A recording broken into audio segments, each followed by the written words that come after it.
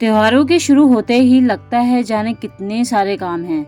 Cleaning, shopping, decoration, new new recipes, सब कुछ एक साथ। हमेशा डरते हैं कि सब कुछ टाइम से हो पाएगा कि नहीं, लेकिन सच ये है, अगर सब काम प्लानिंग से कर दिया जाए तो सारे काम आराम से हो जाते हैं।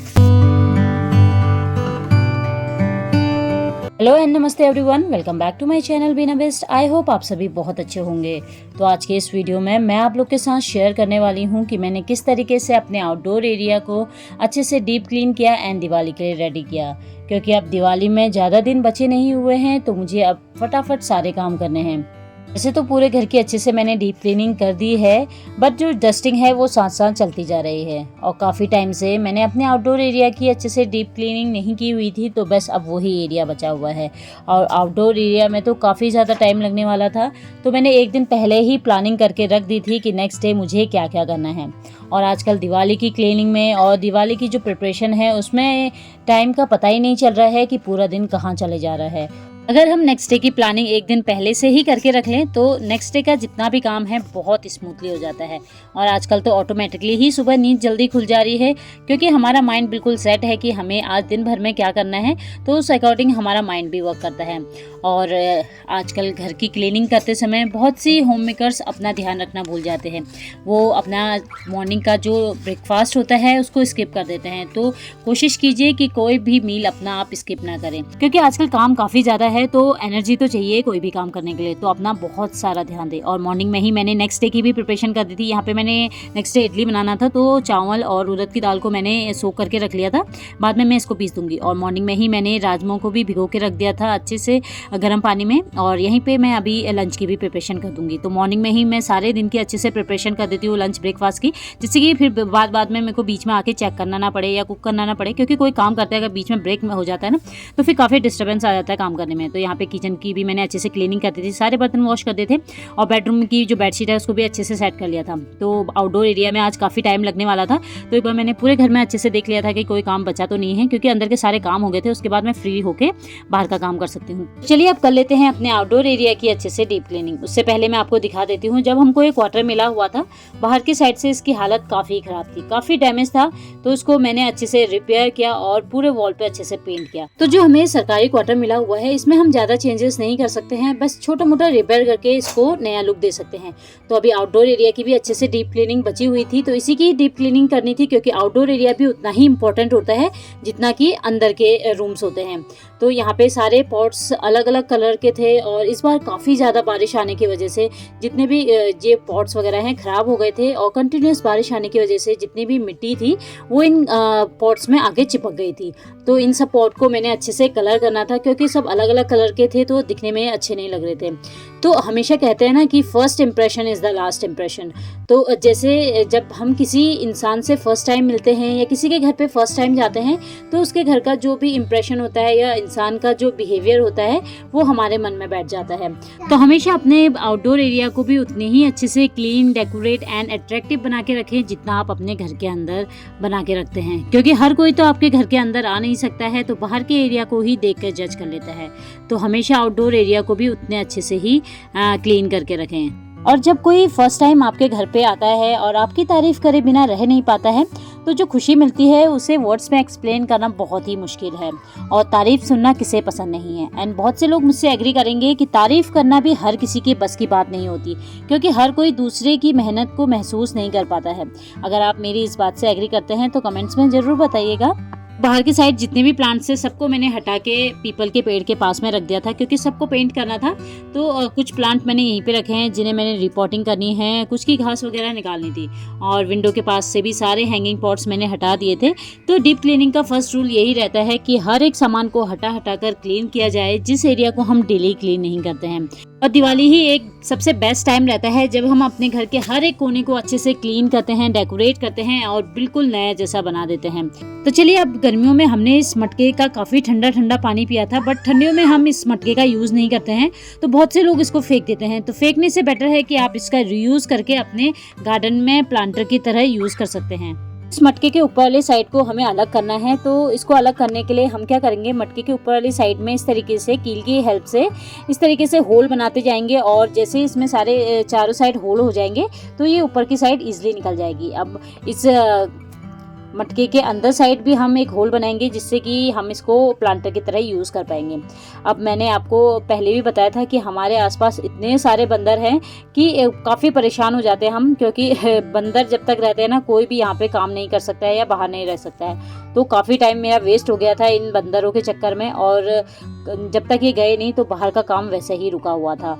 तो आप देख सकते हैं कितने बड़े बड़े बंदर हैं। एक बंदर तो बिल्कुल हमारे जस्ट घर के सामने ही आ गया था। तो चलिए अब आगे का काम शुरू करते हैं। इस बार बारिश इतनी ज़्यादा हुई थी कि कुछ प्लांट्स डैमेज हो गए थे, बिल्कुल ख़राब हो गए थे, और कुछ में इतनी ज़्यादा घास आ गई थी।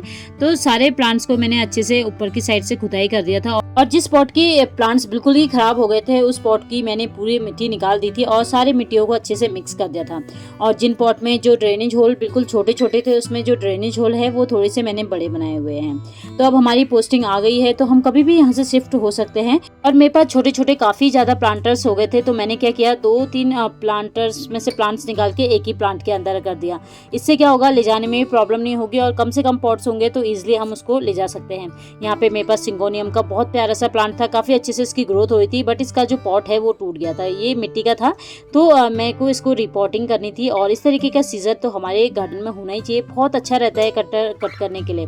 और यहाँ पे मेरे पास अरिका पाम था जो कि काफ़ी ख़राब हो गया था, बस थोड़ा सा ही बचा हुआ था। तो जो इसका पॉट था उसको मैंने खाली कर दिया था और इसके अंदर मैं ये सिंगोनियम का प्लांट को लगाने वाली हूँ। अब इसको रिपोर्ट करने के बाद जितनी साइड में गैप बचा हुआ है उसमें भी मैं मिट्टी फिल कर दूंगी। अब ये जो मोजो स्टिक्स होती है ये तो बहुत ही बेस्ट रहती है किसी भी क्रीपर प्लांट्स के लिए। तो यहाँ पे मैंने मीशो से इसको ऑर्डर किया हुआ था, काफ़ी रिजनेबल प्राइस में मुझे मिल गया था। अब क्योंकि ये क्रीपर्स वाले प्लांट है यानी बेल वाले प्लांट है तो इसमें तो काफ़ी अच्छे से ये ग्रो करेंगे और काफ़ी हेल्थी प्लांट थे। ऊपर से मैंने कुछ इस तरीके से इसको टाई कर दिया था तो दिखने में बहुत अच्छा लगा था। अब यहाँ पे जो प्लांट्स रखने के लिए मैंने इस तरीके से स्टैंड बनाए हुए थे इनको भी मैं यहाँ पे से हटा दूंगी, क्योंकि इस एरिया को अच्छे से मैंने बिल्कुल खाली करना है। तो अगर जैसे हम कोई ड्राइंग वगैरह बनाते हैं तो उसमें बिल्कुल ब्लैंक कैनवस रहता है तो हमें काफ़ी आइडिया मिल जाता है कि हमें अब उसमें क्या क्या रिपेयर करना है। तो इस तरीके से पूरे एरिया को मैं अच्छे से यहाँ पे खाली कर दूंगी। और यहाँ पे मेरे पास एक नींबू का प्लांट भी था, इसकी जो बास्केट थी वो काफ़ी ख़राब हो गई थी क्योंकि धूप में रखे रखे जो प्लास्टिक होता है ना वो ख़राब हो जाता है, इसीलिए मैंने इसकी रिपोर्ट की, साथ में और भी प्लांट्स को रिपोर्ट किया। और जैसे आप देख रहे हैं ये कोलोसियस का जो प्लांट्स होते हैं ये 3-4 पॉट में लगाए हुए थे, तो इन सबको मैंने एक ही पॉट में किया क्योंकि अभी शिफ्टिंग करते समय ज़्यादा गमले होंगे तो फिर हस्बैंड लोग काफ़ी नखरे करते हैं। कुछ प्लांट्स मेरे को यहाँ पे छोड़ के जाने पड़ेंगे तो मैं छोड़ना नहीं चाहती हूँ क्योंकि काफ़ी मेहनत की हुई है मैंने इन सब प्लांट्स में, तो इसलिए मैंने कम से कम पॉट्स बनाने की कोशिश करी। तो यहाँ पे पीपल के पेड़ के नीचे जितने भी मेरे पास पॉट्स थे सबको मैं यहाँ पे लेके आ गई थी। उसके बाद सबसे पहले मैंने यहाँ पे अच्छे से क्लीन करना शुरू किया, जो भी एक्स्ट्रा सामान था सबको हटा दिया, जिसे फेंकना था उसे फेंक दिया। और जो ये मिट्टी थी गमलों से निकली हुई इसको भी मैंने एक साइड में इकट्ठा करके रख दिया था। और जो आप ये टायर देख रहे हैं इसमें भी ये प्लांट्स काफ़ी अच्छे से ग्रो किया हुआ था, अब ये काफ़ी ख़राब हो गया, सूख गया, तो इसको मैं दोबारा से इसमें प्लांट लगाऊंगी। और अच्छे से मैंने यहाँ पे क्लीनिंग की। और बाहर की साइड से तो काफ़ी जाले वगैरह आ जाते हैं क्योंकि धूल वगैरह काफ़ी चलती है, तो इस वजह से मिट्टी वगैरह भी दीवारों में चिपक जाती है, तो इन सबको अच्छे से क्लीन किया। विंडो को भी बाहर से अच्छे से क्लीन किया। वैसे आई थी सारे पॉट्स को कलर करने की, तो मैं अपने छोटे बेटे का सोने का इंतजार कर रही थी क्योंकि बहुत से लोग मुझसे रिलेट कर पाएंगे जिनके घर पे छोटे बच्चे हैं, क्योंकि जो भी काम आप करते हैं बच्चे उसमें अपना कंट्रीब्यूशन तो देते हैं, उन्हें भी वो काम करना ही होता है।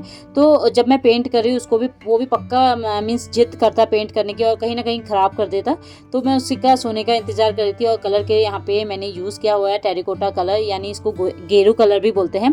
तो कलर मिक्स किया, उसमें थोड़ा सा पानी ऐड करके इनको अच्छे से मिक्स किया और जितने भी पॉट्स मेरे पास थे सबको अच्छे से मैंने एक एक करके पेंट कर दिया। सबसे पहले जितने भी मेरे पास जो मिट्टी के पॉट्स थे उनको मैंने पेंट किया, और उसके बाद मेरे पास जो प्लास्टिक के पॉट्स भी थे उनको भी मैंने अच्छे से किया। जितने भी कलर के मेरे पास पॉट्स थे सबको मैंने रेड कलर से ही पेंट कर दिया था, क्योंकि एक जैसे कलर के पॉट्स रहते हैं ना तो दिखने में भी अच्छे लगते हैं। तो देखिए एक एक करके मैंने सारे गमलों में अच्छे से कलर कर दिया था, बहुत अच्छा लग रहा था और ये कलर बिल्कुल भी नहीं निकलता है और काफ़ी अच्छा लग रहा था दिखने में। तो जितने भी मेरे पास पॉट्स से सबको मैंने किया। और उसके बाद मेरे पास थी ये पाइप। इस पाइप को भी मैंने अच्छे से कलर करना था। और जो ये टायर मैंने निकाला हुआ था, इसमें मैंने पहले प्लांट लगाया हुआ था, तो इसमें भी मैं कलर कर दूंगी रेड कलर, क्योंकि सारे पॉट्स को रेड कलर किया हुआ है तो इसको भी मैं कैसे छोड़ सकती हूँ। तो इसको भी मैंने रेड कलर कर दिया। और साथ में ये जो आप पाइप देख रहे हैं, इसे मैं अपने आउटडोर एरिया में लगाती हूँ, तो इसमें भी मैंने रेड कलर कर दिया था।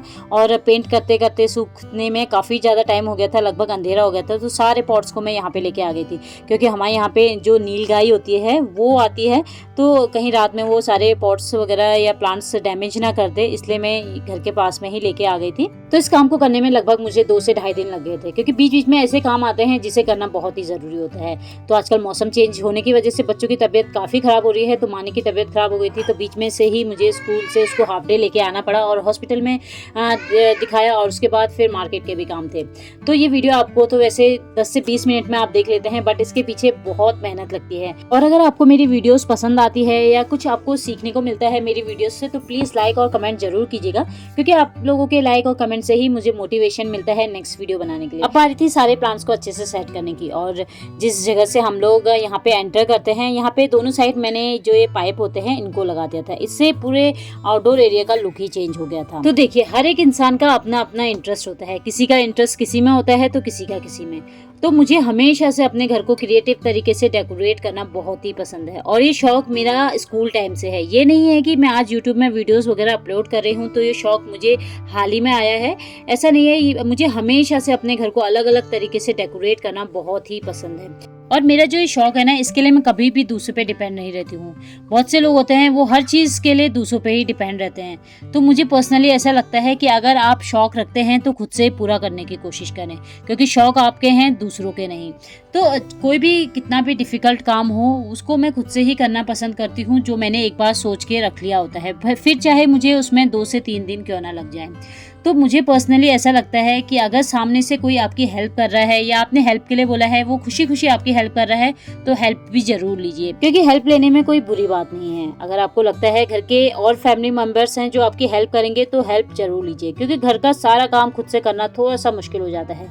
तो अपनी हेल्थ का भी जरूर ध्यान रखें और हेल्प लेने में कभी भी हिचकिचाए ना।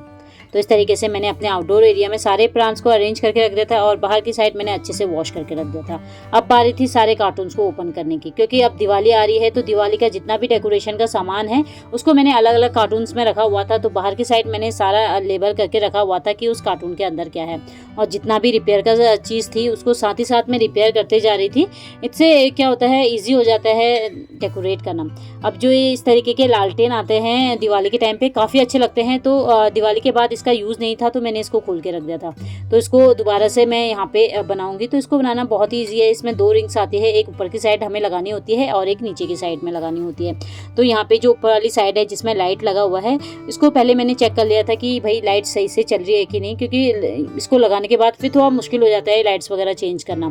तो यहाँ पे चेक कर दी थी। अब इसको एक एक करके मैं अच्छे से इनको सेट कर दूंगी, क्योंकि इसमें ऊपर की साइड होल्स बने हुए हैं, तो इस रिंग को उसी के अंदर डालना होता है। तो अंदर वाली साइड मैंने डाल दी थी, सेम इसी तरीके से बाहर वाली साइड को भी हम इन होल्स में डाल देंगे। तो इस तरीके से आप लालटेन घर पे ही बना सकते हैं। जब आपका इसका यूज़ नहीं है तो आप इसको ईजिली ओपन करके कहीं पे भी रख सकते हैं। अब नीचे वाली साइड में भी झालर हम लगा देंगे। तो पिछले साल की जो लाइट्स थी उनको काफ़ी अच्छे से मैंने फोल्ड करके रखा हुआ था। बहुत से लोग होते हैं दिवाली में लाइट्स यूज़ करते हैं, उसके बाद लाइट्स को ऐसे ही रख देते हैं, फिर नेक्स्ट टाइम जब उनको यूज़ करने के लिए निकालते हैं तो आपस में उलझ जाते हैं और जो वायर वगैरह होती है वो टूट जाते हैं और ये पूरी लाइट ख़राब हो जाती है।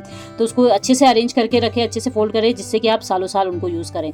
तो इसको वॉल पे हैंग करने से पहले मैंने चेक कर ली थी लाइट सही है कि नहीं। और इस बार मैंने पहले से ही एक्स्ट्रा स्विच प्लग वगैरह रख लिए हैं, क्योंकि दिवाली के समय इनकी काफ़ी ज़रूरत होती है। और जो इस तरीके के बल्ब होल्डर आते हैं ना, इसको आप बहुत मल्टीपल तरीके से यूज़ कर सकते हैं। तो बल्ब होल्डर आप इस तरीके के लेके आए, जिससे कि आप इनको काफ़ी अलग अलग तरीके से यूज़ कर सके। अब वायर को आप इसके अंदर इन कीजिए, जो इसके ऊपर स्क्रू वगैरह लगे हुए हैं इनको आपको थोड़ा सा लूज़ करना है और वायर को उसके अंदर इन कर देना है और स्क्रू को अच्छे से टाइट कर लेना है।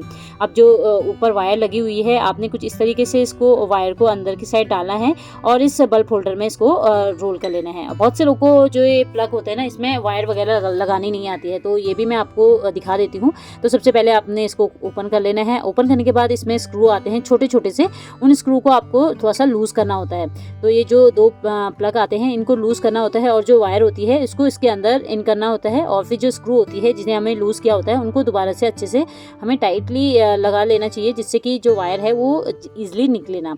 अब इसके बाद जो स्विच था उसको भी हम दोबारा से लगा लेंगे और जो इसमें नट वगैरह लगे हुए हैं इसको अच्छे से टाइट कर लेना है। अब बारी थी बाहर की साइड लाइट्स वगैरह लगाने की, और रात में ही मुझे टाइम मिला तो मैंने सारी लाइट्स वगैरह रात में ही लगा दी थी, और इसका जो फाइनल लुक है वो मैं वीडियो के एंड में आप लोग के साथ शेयर करूंगी। तो अगर सारे काम पहले से करके रख लेते हैं तो नेक्स्ट डे के लिए थोड़ा सा ईजी हो जाता है, ज़्यादा बर्डन नहीं रहता है। अब मेरे पास ये डिस्कार्ड की हुई चेयर थी, इसमें काफ़ी जंग वगैरह लगी हुई थी, तो मैंने रैक मार्क लिया और रैक मार्क की हेल्प से अच्छे से इसको रफ कर लिया। जितना भी एक्स्ट्रा पेंट निकलना था वो सब निकल गया था और सारी सरफेस अच्छे से स्मूथ हो गई थी। तो कोई भी चीज़ में जंग लगी रहती है, अगर हम उसमें पेंट कर देते हैं तो वो ठीक हो जाता है। तो देखिए अब पेंट करते समय मेरा बेटा मेरे साथ ही था, तो वो इतनी प्रॉब्लम करते हैं बच्चे ना कि आप जितना उनको मना करो वो वही चीज़ करते हैं। तो यहाँ पे मेरे को ज़बरदस्ती उसका हाथ पकड़ना पड़ा था, फिर उसके बाद मैंने पेंट करना शुरू किया। तो इस तरीके से मैंने पूरे चेयर में अच्छे से पेंट कर दिया था और इसको मैंने लगभग 1 दिन के लिए अच्छे से सूखने दिया। अब क्योंकि ये चेयर डिस्कार्ड की हुई थी तो इसमें कुछ नहीं था सिवाय इस फ्रेम के। तो अब यहाँ पे बैठने के लिए हम बनाएंगे, तो मेरे पास इस तरीके का वुडन प्लैंक था, तो इसी को मैं कट करके लगाने वाली हूँ इसमें। तो बहुत से लोग मुझसे पूछते हैं कि आप इस तरीके की जो फर्नीचर वगैरह होती है वो कहाँ से लाते हैं, क्योंकि मैं MES में रहती हूँ, यानी जिसमें सारा फर्नीचर का सामान वगैरह बनता है, तो उसमें इस तरीके के डिस्कार्ड किए हुए फर्नीचर रहते हैं, जो प्लैंक्स वगैरह होते हैं, तो मैं उसको लेके आ जाती हूँ और फिर इनका मैं मल्टीपल तरीके से यूज़ कर लेती हूँ। इस प्लैंक में 2 कलर हैं, एक साइड ब्राउन है, एक साइड व्हाइट है, तो बाद में मैंने दोनों को व्हाइट ही कर दिया था। तो पहले ये चेयर कुछ इस तरीके की थी और मेकओवर होने के बाद ये कुछ इस तरीके की लग रही है। तो आपको कैसा लगा ये चेयर का मेकओवर कमेंट में जरूर बताइएगा। तो चलिए अब बारी थी थोड़ा सा और डेकोरेट करने की, क्योंकि अब दिवाली आ रही है तो दिवाली में थोड़ा कलरफुल तो बनता ही है। तो पिछले साल के जितने भी DIY मैंने बनाए हुए थे उनको मैं यहीं पे हैंग कर दूंगी। तो पिछले साल काफ़ी टाइम मेरे पास था कुछ इस तरीके के DIY करने का, बट इस बार मुझे उतना टाइम नहीं मिल पा रहा है, क्योंकि अब हमारी पोस्टिंग आ चुकी है, तो अब हम कभी भी यहाँ से शिफ्ट हो सकते हैं, तो उसकी भी तैयारी साथ साथ चलती जा रही है। बट दिवाली है तो दिवाली तो अच्छे से एंजॉय करनी थी, तो इसलिए मैंने अपने आउटडोर एरिया को भी बिल्कुल नया जैसा बना दिया था। तो चलिए अब देख लेते हैं मेरे इस आउटडोर एरिया का फाइनल लुक। तो मुझे हमेशा बहुत खुशी मिलती है कि मैं ये सारी चीज़ें आप लोग के साथ शेयर कर पा रही हूँ। क्या पता आप लोगों को मेरी वीडियोस को देख के कुछ ना कुछ सीखने को मिल जाए, कुछ हेल्प मिल जाए, या कुछ नया काम करने का जोश आ जाए। और कोई इंसान मेरी वजह से कुछ सीख रहा है तो इससे ज़्यादा खुशी की बात और क्या हो सकती है। तो ये सब चीज़ें करने में मुझे बहुत खुशी मिलती है। तो बहुत से लोग कुछ भी नई चीज़ ट्राई करने से पहले हमेशा डाउट करते हैं एंड ये सोचते हैं कि पता नहीं वो चीज़ मुझसे हो पाएगी कि नहीं हो पाएगी। तो देखिए, हम में से कोई भी इंसान पहले से सीख के नहीं आता है, सब यहीं आके सीखते हैं। और ऐसा भी नहीं है कि हम कोई काम नहीं कर सकते हैं। बहुत सी होम मेकर्स होती है, शादी से पहले उन्हें काफ़ी चीज़ें आती है, बट शादी के बाद कहीं ना कहीं उनकी जो हॉबी होती है वो गुम होती जाती है। उनको ऐसा लगता है कि बस अब बच्चे और फैमिली ही है। तो ऐसा बिल्कुल मत सोचिए, जो आपकी हॉबी है उसको कंटिन्यू करने की कोशिश कीजिए। हम इंसान हैं, गलतियां तो होती रहती है। कोई भी इंसान फर्स्ट टाइम में परफेक्ट नहीं होता है। जब भी हम कुछ चीज़ स्टार्ट करते हैं तो स्टार्टिंग में 1-2 बार वो चीज़ें गलत होती है, बट तीसरे बार तो वो चीज़ बिल्कुल परफेक्ट हो जाती है। तो इसलिए गलतियों से डरना बिल्कुल नहीं है, क्योंकि हर गलती से हम कुछ ना कुछ नया सीखते हैं। तो इस तरीके से मैंने अपने होम एंट्रेंस या फिर आउटडोर एरिया कह लीजिए, इसका मेकओवर किया हुआ है इस दिवाली। जैसे कि मैंने आपको बताया कि हमारी पोस्टिंग आ चुकी है, फिर भी मैंने अपना सबसे बेस्ट कर देने की कोशिश की हुई है, क्योंकि जब तक हम इस क्वार्टर पे रह रहे हैं ये क्वार्टर हमारे लिए उतना ही स्पेशल है। बहुत से लोग ये सोचते हैं कि ये सरकारी क्वार्टर है तो इसको क्या ही डेकोरेट करें, तो ऐसा बिल्कुल नहीं है, क्योंकि जिस जगह आप रह रहे हैं वो भी आपका घर ही है। तो हमेशा जिस जगह आप रहते हैं उसको भी उतनी अच्छे से डेकोरेट करके रखें जितना आप अपना पर्सनल घर रखते हैं। और बहुत से लोग ये भी सोचते हैं कि आउटडोर एरिया है उसको क्या ही डेकोरेट करें, तो ऐसा बिल्कुल नहीं है, क्योंकि हर कोई आपके घर के अंदर आ नहीं सकता है, तो बाहर के एरिया को देख के ही जज कर लेता है कि घर अंदर से कैसा होगा।